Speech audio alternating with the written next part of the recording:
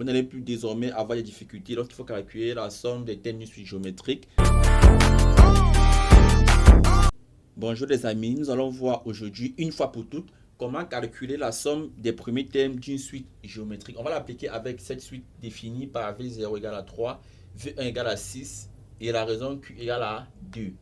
Donc pour cela, on va simplement écrire que Sn égale à premier terme fois 1 moins Q à la puissance nombre de termes sur 1 moins Q. En fait, c'est tout ce qu'il y a à faire.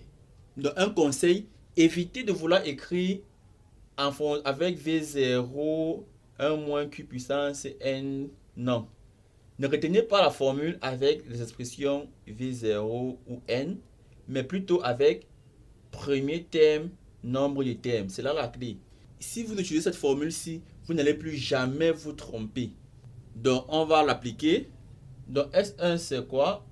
Premier terme. Donc, voici ma somme S1. Elle va de 0 à N-1. Quel est le premier terme? C'est V0.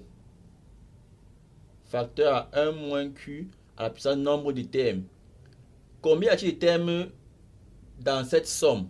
De 1 à N-1, nous avons N-1 terme. Plus le premier terme, ça fait N termes. Donc, on a Q à la puissance N sur 1 moins Q. J'applique cette formule. Premier terme, V0, 1 moins Q à la puissance nombre de termes.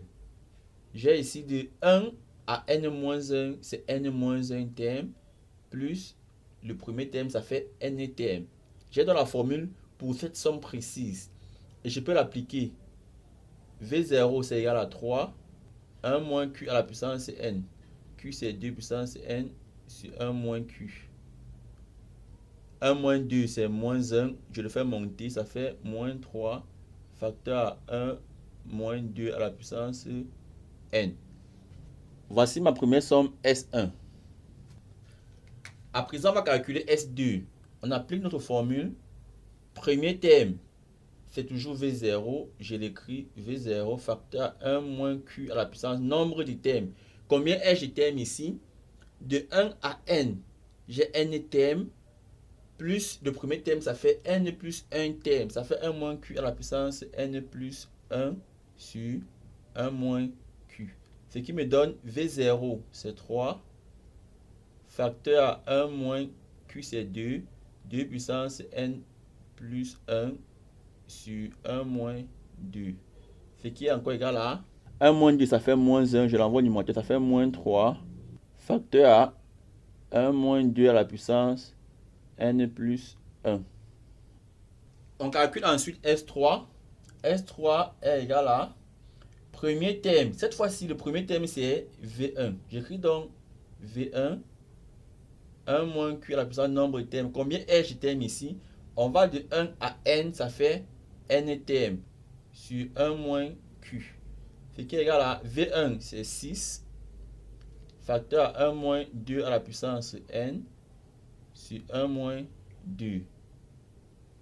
Ce qui est égal à 1 moins 2, c'est moins 1. Je l'envoie au numérateur, ça fait moins 6. Facteur à 1 moins 2 à la puissance N. Et pour terminer, je calcule S4. On ne le dira jamais assez.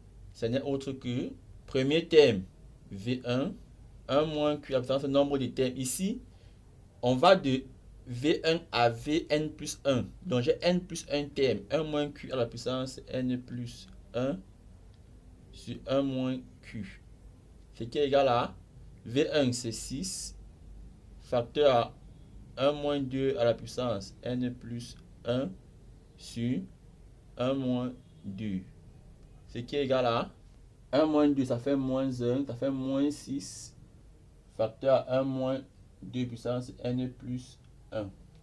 Donc les amis, désormais, ne vous trompez plus lorsqu'il faut calculer la somme des premiers termes d'une suite géométrique, quelle que soit l'expression Sn qu'on vous donne, qu'elle commence par V0 ou par V1, qu'elle se termine par Vn ou par Vn-1 ou par Vn plus 1, qu'elle commence même à V2 ou à V3 ou à V4, cette formule est générale. Donc vous faites premier terme, facteur 1 moins Q à la puissance nombre de termes sur 1 moins Q. Voilà les amis, j'espère que vous avez été assez édifié sur cette question. Vous n'allez plus désormais avoir des difficultés lorsqu'il faut calculer la somme des thèmes géométriques. À très bientôt pour une nouvelle vidéo. Ciao, bye bye.